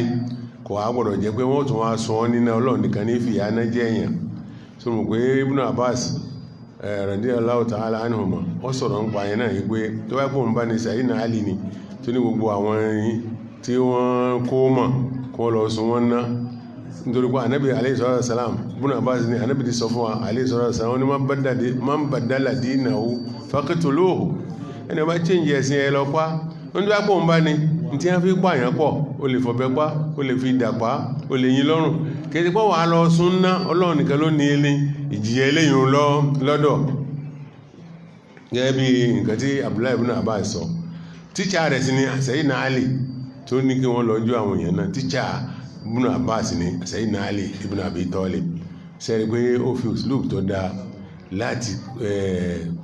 bá àfá rẹ̀ sọ̀rọ̀ káwa náà tá jẹ́ ọmọ kéwú káàmù uslub tá fi máa bá àfá wa sọ̀rọ̀ pàápàá ìlọ tábà rí pé wọ́n fẹ́ máa gbégbésẹ̀ tí ẹ̀sìn Islam ní farama tàbí tí ò farama káàmù àsàlíbù tọ́yì táàfi máa ṣe kíni táàfi máa bá wọn sọ̀rọ̀ gbogbo ẹni ó ti wà nínú muhadara fadilatu Sheikh Dr. Sirajuddin Bilal Al-Asra ọlọ́run bá ọba tó láre ga yóò mọ̀ ràn wá lọ ọ̀rọ̀ pọ̀ gan kò sí táìmù tó yẹ pé àwa náà gan pẹ̀lú bàbá wa Sheikh Imran Elehajo ń lọ sí prógráàmù kan tẹ́ pé àwa mẹ́tì dáárọ̀ láti máa bá prógráàmù yẹn lọ ní Ìkòyí so ìdílé ìbínú sí wa pé a nílé tó máa ṣe tàlíkàt púpọ̀ lórí ọ̀rọ̀ tí àwọn Dr. Asra ọ̀tí ti bá a sọ sẹ́ẹ̀sì mọ̀ yí pé mùdàkàlát ó yẹ kó lè wá sáyé ṣùgbọ́n ọ̀rọ̀ tí wọ́n ti bá wa sọ yìí ti pọ̀ tayọ pé àṣẹ̀ṣẹ̀ tó ń ṣe mùdàkàlà kankan ó yẹ kí ká ti wà satisfied pẹ̀lú pé a fi wọ́n lábalẹ̀ kìí pé tó wọ́n jẹ́ ìwó tẹ́yẹ̀mí tí wọ́n bá ń sọ̀rọ̀ náà sì jẹ́ ìwó ìgbádùn ọ̀rọ̀ wọn tá à ń gbádùn ló jẹ́ ká fún àwọn alá ní òní ìgan kódà ìwó náà ìwó náà àjárò wọn mọ̀jòrò wà láwọn ilé ìwé mọ́tò sọ̀rọ̀ ẹ̀yìn mọ́jáde so ẹ máa sọ pé àwọn ò sì dá Dr. Asra àwọn ọ̀dá wọn lákẹ́ lóòótọ́ ni sábà pa ń gbádùn ọ̀rọ̀ tí wọ́n bá wa sọ ni ọlọ́run bá yóò san wọ́n lẹ́san dáadáa so mo rò pé àwọn nǹkan míì tá bá tún fẹ́ sọ mo rò pé so mo rò pé tó ṣẹ́kù tí a fẹ́ sọ ni pé irú mahadara tòní kẹ́nìkan ó kà á sẹ́mi náà nìkan tó kà ní ẹjẹ́ kẹ́nìkan ó kà mahadara tòní àbí àfáàwà ẹ̀ka mahadara tòní àǹfààní tá a mú bí mahadara tòní àwọn dókítọ̀rù wa Rọ̀fí wọ́n bá a sọ èmi ó ka tausiya fún wa inṣàlá bismillah ẹ wá gbé kìíní fún wa.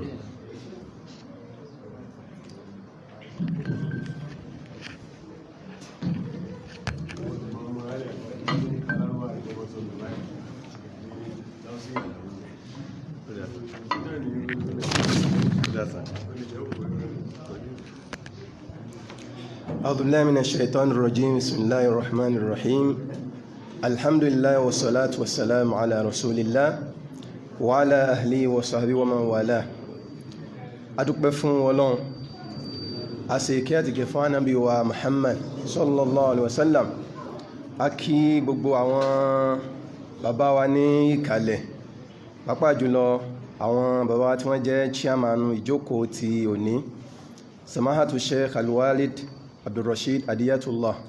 Ọlọ́run kí ó jẹ́ kí a rí yín pẹ́ bákan náà a kí àwọn olùbánisọ̀rọ̀ wa Professor Al-Khidir Abdulbaqi Muhammad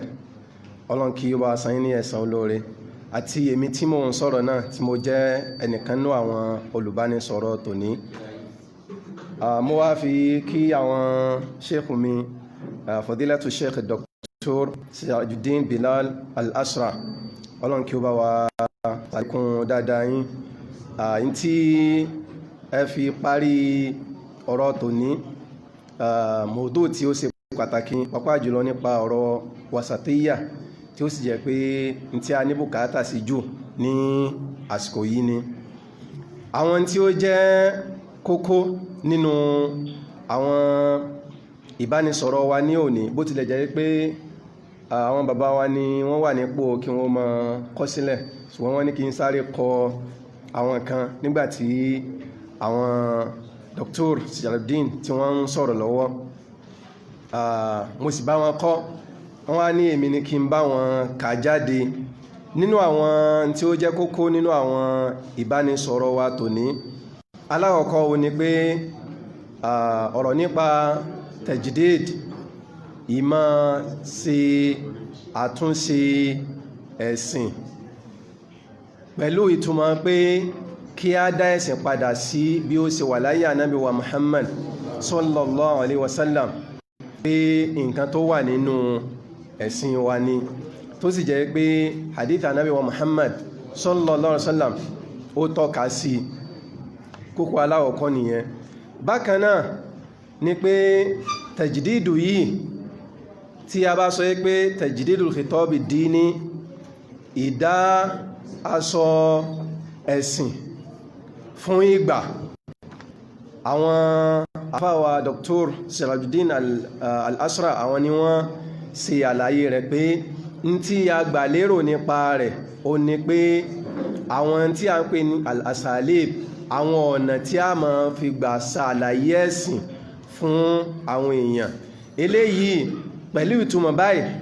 ó wà látoríjú ayé Ànábì wa Muhammad sallallahu alaihi wasallam ó ní, tó sì jẹ́ pé pẹ̀lú àlàyé tí wọ́n ṣeun gbogbo wa náà ni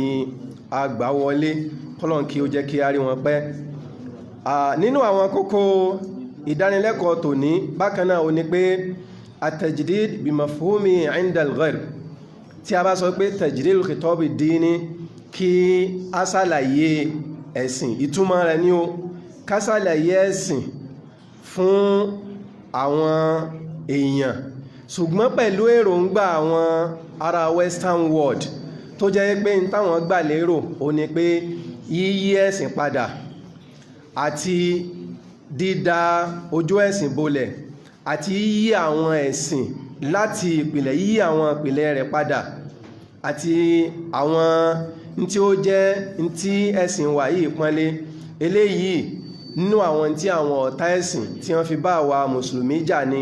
pàápàá jùlọ nígbàtí wọ́n ti rí pé alẹ́ àmójútó ẹ̀sìn wa bó ṣe jẹ́ pé àwọn aṣáájú wa, àwọn sálàfù sọ́ọ́lẹ̀ bí wọ́n ṣe mójútó. Bákan náà nínú àwọn kókó yìí ó ní pé tajdidul khitab ad-dini yuqsadu bihi al-asalib wal wasail mimma yadullu ala anna tajdidul khitab ad-dini mawjudun 'inda al-muslimin. A ti sọ eléyìí. Èyí tí ó tún kàn ó ní pé ìmọ̀ ọ̀nà tí a máa fi gbà ṣàlàyé ẹ̀sìn fún àwọn èèyàn, tó jẹ́ pé àwọn ará western world tí wọ́n gbé wá fún wa, ohun wọn ó lọ sókè ó sì bò tàwa mùsùlùmí mọ́lẹ̀, pàápàá jùlọ nítorí agbára tí àwọn èèyàn yìí ní, tí wọ́n sì ti rí àwa mùsùlùmí ní ọ̀lẹ. Bákan nínú àwọn kókó ó ní pé la yanbaghi i'tibaru kullu man yunadi ila tajdid khitab ad-dini a'da lil-islam. Kí a má gbà pé gbogbo ẹni tí bá ń sọ pé tajdid khitab ad-dini, ẹni tó bá sọ pé bá gbé ní ìtumọ̀ pé ká dá sọ ọ̀gbà fún ẹ̀sìn, that is pé gbogbo ohun tí ẹ̀sìn bá gbé wá àbí gbogbo ohun tí bàbá gbé wá ká wá yí ẹ̀sìn wá sí bí ìgbà ṣe ríhun, eléyìí ó ní a máa pè ní àdúwò, ọ̀tá fún ẹ̀sìn. Yálà ó jẹ́ nínú àwọn ará west ni o, àbọ̀ jẹ́ nínú àwa mùsùlùmí. Ẹni tó bá gbà pé ẹ̀sìn wa yìí ṣe gbogbo tí ìgbà bá ti gbé wá, òun láà máa tẹ ẹ̀sìn bá, a máa tẹ orí ẹ̀sìn bá fún, eléyìí ó ní a gbà pé ó jẹ́ ọ̀tá ẹ̀sìn. Bákan náà nínú àwọn kókó tí ó jẹ jáde, daruratu ihtimami ad-da'iya bi-thaqafati ad-diniyya wal-ulum ash-shar'iyya. Bó ṣe pàtàkì fún gbogbo ẹni tá bá ń pè ní olùpèpè sójú ọ̀nà Ọlọ́run, kí ó jẹ́ pé yóò ní àkólé kan láti wá ìmọ̀ ẹ̀sìn dáadáa, yóò ní àkólé kan láti wá ìmọ̀ ẹ̀sìn dáadáa. Bákan náà yóò ní àkólé kan láti mọ̀ tá ń pè ní fiqhul waqi'. Ìtumọ̀ rẹ̀ ni pé kí ni in ti ń ṣẹlẹ̀ lọ́wọ́lọ́wọ́ láwùjọ nípa ọ̀rọ̀ ẹ̀sìn tó jẹ́ pé o ní ó máa fi ṣe àlàyé ẹ̀sìn fáwọn èèyàn ní ó sì máa fi bá àwọn èèyàn sọ̀rọ̀. Kódà wọ́n tẹpá mọ́ àwọn Dr. Sirajuddin Al-Ashraf wọ́n tẹpá mọ́ pé irú eléyìí gan ó wà ní àwọn tó yẹ pé in tí bá ń ṣẹlẹ̀ lọ́wọ́lọ́wọ́ o ní kí àáfà àbí ìmáàmù kó máa fi bá àwọn èèyàn ṣe kútúbà kí àwọn náà lè máa mọ in tí ń lọ ní àwùjọ bí irú mawdu tajdid al-khitab ad-dini kí àwọn tó jẹ́ àwọn khutaba kí wọ́n fi ṣe wáàsí fáwọn èèyàn kí wọ́n mọ ewu tí ń bẹ ń bí páńpẹ́ tí àwọn tí ó jẹ́ ọ̀tá ẹ̀sìn tí wọ́n dẹ́lẹ̀ fún àwa mùsùlùmí nípa pé wọ́n ń pètèpèrò láti yí ẹ̀sìn wa yìí láti yí padà tó sì jẹ́ pé wọ́n wọ̀ ní aṣọ tajdidul khitab ad-dini. Ní ìparí àwọn àfáàwà Dr. Sirajuddin Al-Ashraf wọ́n ṣàlàyé nípa àjọ tí ń bẹ láàrin wasatiyyatul Islam tó jẹ́ pé khasisatun min khasais hadha ad-din nínú àwọn nǹkan tí Ọlọ́run bá fi sa ẹ̀sìn wa lẹ́sà ni bẹ́ẹ̀ náà ni ad-da'wa nínú àwọn nǹkan tí Ọlọ́run bá fi sa àwọn ẹ̀sìn wa yìí lẹ́sà ni pé wasatiyya min khasais hadha ad-din nínú àwọn tọ́lọ́run bá fi sa ẹ̀sìn yìí lẹ́sà tó jẹ́ pé àjọṣe sì wà láàrin rẹ̀ pẹ̀lú tajdid al-khitab ad-dini torí pé Ànábì wa Muhammad sallallahu alayhi wa sallam ó kọ́ nígbà tó fẹ́ rán Ali lọ sí ìlú Yaman ó sọ fún wípé tó bá débẹ̀ bó sì pé àwọn èèyàn sẹ́sìn bó sì ṣàlàyé ẹ̀sìn fún àwọn èèyàn nìyí. Bákan náà ní ìparí àbí kókó tí ó jẹ́ ti parí ó ní pé al-wasatiyya kí bí ẹ̀sìn wa yìí bí ó ṣe bí ìjọ Ànábì wa Muhammad sallallahu alaihi wasallam tó jẹ́ ìjọ àárín ìjọ tó lóore jùlọ ìjọ tó yẹ pé gbogbo nǹkan rẹ̀ ló wà níwọ̀ntúnwọ̀nsì ó ní ẹ̀rí nínú Al-Qur'an Karim àti nínú súnà Ànábì wa Muhammad sallallahu alaihi wasallam bẹ́ẹ̀ náà ló sì lẹ́rìí nínú àwọn ọ̀rọ̀ àwọn sàábé àwọn tó yẹ pé òjíṣẹ́ Ọlọ́run sallallahu alaihi wasallam ó kọ́ wọn ní ẹ̀sìn. Eléyìí ni àwọn kókó tí ó ṣe pàtàkì nínú àwọn ìbánisọ̀rọ̀ tí ò ní tó jẹ́ pé àwọn tá ń pè ní tawsiyat àwọn bàbá wa samatu Sheikh Al-Walid Abdulrashid Hadiyatullah àni wọ́n ma kà fún wa. Wassalamu alaikum wa rahmatullahi wa barakatuh.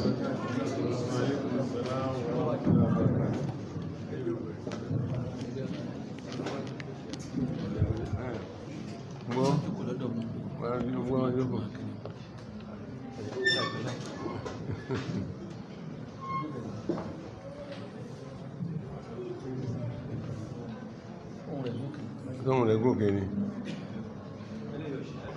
Ókè kò sí wà láwọn náà fi ní kọ́ wá jókòó lẹ́gbẹ̀ẹ́ wa ń bí ẹni ń parí lọ náà nù. A'udhu billahi minash shaitanir rajim. Bismillahir rahmanir rahim. Alhamdulillah. Wa bihawlillahi wa quwwatihi نأتي إلى ختام هذا المؤتمر الذي بدأ منذ 10 أيام.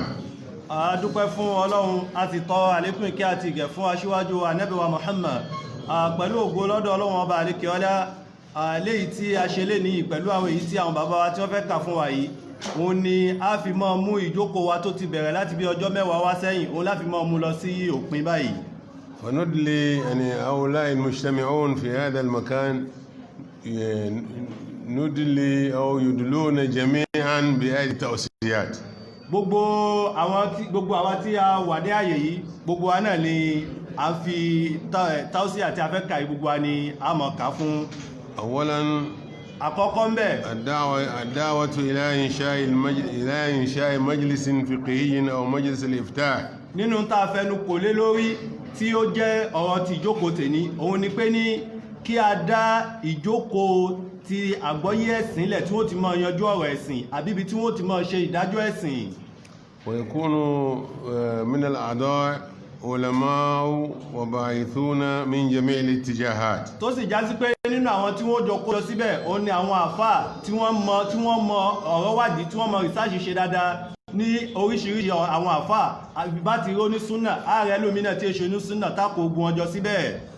ويختار لهذا المجلس المفتي الذي يصدر الفتاوي. ìjókòó táwa wí yóò ní olórí tó já sí pé òun ni ó mọ̀ mú fatuwa jáde, ni ó mọ̀ mú ìdájọ́ ọ̀rọ̀ ẹ̀sìn jáde. ويوقع عليها بتوقيعه. tí ó sì sáìn sí. ثم الدعوة يعني ثانيا الدعوة إلى بذل الجهود والمساعي لإيجاد اعتراف رسمي ومساندة حكومية لمساعدة هذا المجلس. nǹkan ẹlẹ́ẹ̀kejì tí ó tún jẹ́ tó jáde níbi ìjókòó yìí lẹ́ni tí a ti fẹnu kò lé lórí òun ni pé ní tí a bá dájókòó nílẹ̀ tán kí a gbìyànjú gẹ́gẹ́ bí àwọn àfáwà ti sọ ipé ní kí ó ní ọwọ́ ìjọba nú kíjọba kí wọ́n bá fọwọ́ sí. حتى لا يذهب إلى المذياع والتلفزيون إنسان لا يعرف الشمال من اليمين ويفتي بما يرى فتوى يعني غير مقبولة. tí ò ní fi já sí pé ní ẹni tí ò dọ́tún máa yàtọ̀ sósì yóò lórí tẹlifíṣàn yóò lórí Facebook yóò kọ́ mọ́ sọ̀sọ́kúsọ yóò mọ́ sọ fatuwa tí ò bẹ́sìn mu.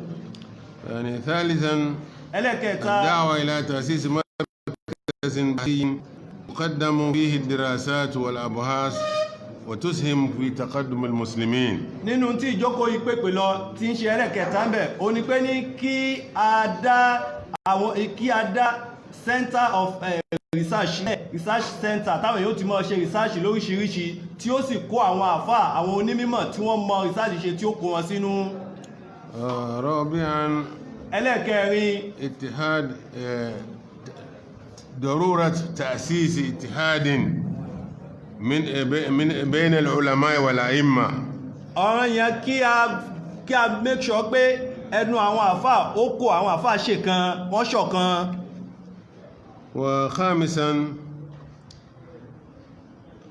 اتخاذ الأساليب المرنة في خطاب الدعوة إلى الله سبحانه وتعالى. èyí tí ó jẹ́lẹ̀ kàmẹ́ òun ni pé ní kó já sí pé ní gbogbo àwọn tí wọ́n bá máa pèpè sí ojú ọ̀nà Ọlọ́run kí wọ́n lo àwọn ojú ọ̀nà tó dáa tí ò ní já sí pé wọ́n máa le koko wọ́n máa rán àwọn èèyàn ná. سادسا تذكير العلماء والدعاة بأن الوسطية تكون في العقيدة والعبادة وأساليب الدعوة والأكل والشرب يعني والمشي حتى المشي حتى الإنفاق. نعم ẹlẹ́kẹ̀ẹ́fà ń bẹ̀ ó ní pé ní kí ajú àwọn èèyàn pé ní ìntànpé ní wàsàtíyà ìṣe ìwà láàrin méjì ó wọnú ìntànpé ní ìbádà ẹ̀sìn ó wọnú àkídà kódà tó fi dórí bá ti jẹ bá ti mu kódà tó fi dórí bá ti rìn bá ti náwó gbogbo ìwọ̀. وسابعا العمل والتأكد على أهمية اعتماد فهم السلف الصالح في تجديد الخطاب الديني. ẹlẹ́kẹ̀ẹ́jì ń bẹ̀ ó ní pé ní agbọ́dọ̀ tó yé wa dájú a sì gbọ́dọ̀ ṣiṣẹ́ lórí pé ní gbogbo ń tàn wí yìí náà pé ní. نشكر فضيلة الشيخ عمران عبد المجيد إليها. a ń gbẹ́ fún bàbá wa àgbà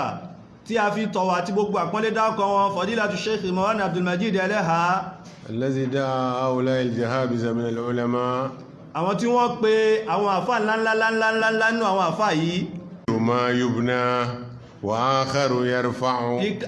àkọ́kọ́ ẹni tó já sí pé ní in táwọn èèyàn kan ti wó tí wọ́n ti bàjẹ́ ẹ̀sìn tí wọ́n ti mọ kalẹ̀. in táwọn èèyàn kan ti mọ kalẹ̀ òun wo. àtúnṣe táwọn èèyàn ti ṣe kalẹ̀. àtúnṣe táwọn èèyàn ti ṣe kalẹ̀ òun tiẹ̀ òun dé ó bẹ̀rẹ̀ sí ní ba gbogbo ẹ̀ jẹ́. وآخر يرفع. ẹlẹ́ẹ̀kejì in tí àwọn èèyàn ti wó tẹ́lẹ̀ òun tún ṣe ń gbéga. in táwọn èèyàn ti ṣe kalẹ̀ òun tún ṣàgbéga rẹ̀ ó tún bomi sí tó tún lè bá gbèrú sí dáadáa. wọ́n ní ṣé òwò Ẹlẹ́hà wà tó yẹ pé àwọn iṣẹ́ tí ó bá ń lẹ̀ níṣẹ́ àwọn ẹni rẹ̀ lòun ṣàgbéga rẹ̀ ló ń tẹ̀bàtì ló ń tanná sí tó yẹ pé ó ń múra sí pé báwo ni Indira sòsí gbogbo àwọn iṣẹ́ olóore tí àwọn bàbá yìí tí wọ́n gbé kalẹ̀ náà ló fi jẹ́ pé ohun wọn ẹgbẹ́ nìkan sọ lẹ́ẹ̀kan ó ń gòkè Facebook ní Instagram ẹ̀ tí wọ́n ń pè ibi Twitter ní kankan yẹn ohun wọn ń gòkè ọba yóò jẹ́ kẹ́ lè gbèsè yóò sì dá àlìjẹ́nà dóde yìí lórí gbogbo ẹ̀ àti gbogbo wa yìí náà ọlọ́run sì wá lérò àlìjẹ́nà àkí Professor Al-Khidir Abdulbaqi Muhammad akí sheikh wa Dr. Rafi Aisha Bello, akí àwọn professor wa ńlá sheikh Sirajuddin Bilal Al-Asra tí wọ́n jẹ́ pé gbogbo nǹkan tí wọ́n ní láti bí ṣàlàyé tí wọ́n ní lọ́dọ̀ ní bí ṣàlàyé nǹkan tí wọ́n ń pè ní tajdidul khitab ad-dini àti àtàjdìdù fún ara rẹ̀ àti wasatiyya fún ara rẹ̀ tí gbogbo wádẹ̀ gbádùn ẹ̀. So tó fi jẹ́ pé a ní nǹkan kan tí a ń ṣojú pé kásàgbà pé wẹ́sí ní ọlọ́run ọba yóò sẹ́yìn dáadáa agbádùn yín púpọ̀. So ọlọ́run ọba yóò jẹ́ kí dáadáa yín àtòrí yín pọ̀ sí kó sì kalẹ̀, yóò dáadáa yín padà sí ìwò pẹ̀lú ayọ̀ àtàlàáfíà,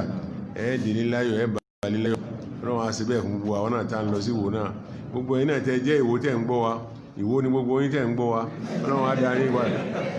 ẹ ti ẹ̀gbọ́n tá a fẹ́ sọ náà. Ọlọ́run á dá yín padà sí ìwò pẹ̀lú ayọ̀ àtàlàáfíà. Wassalamu alaikum warahmatullahi wabarakatuh.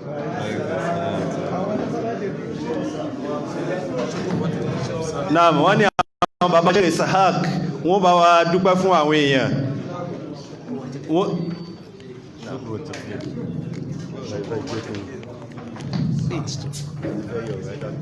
Okay, ajá ayọ́ ń gbà á.